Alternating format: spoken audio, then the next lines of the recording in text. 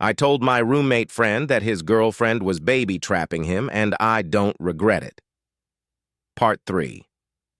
When she came back, I was disappointed that she hadn't gotten any sonogram photos. Although this pregnancy was a huge inconvenience, I was still a friend and was excited for her. Then she had become a very big burden. She didn't clean up after herself, she was still using her vape and smoking while pregnant, and was no longer taking care of her cat. She completely stopped cleaning his box and cleaning up after him, not to mention would go days without feeding him.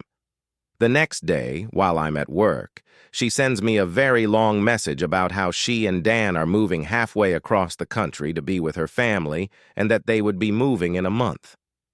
I was absolutely infuriated by the message and how she seemed to think it wasn't a big deal to leave me with all the bills and rent that I would barely be able to afford on my own. Also, her boyfriend and I were the only ones on the lease, and he was still responsible for rent. When I got home, I explained very calmly how our lease works, and then left the room to avoid yelling at them. Dan told me later he agreed that moving right now wasn't fair and that it wouldn't work, and he agreed with me that they would stay. As a concerned friend, I asked if they removed her birth control, and she sidestepped the question by saying that the nurse there didn't think it was a big deal, and the OB/GYN she went to did not have the equipment to remove it at that time. Like and comment for Part 4.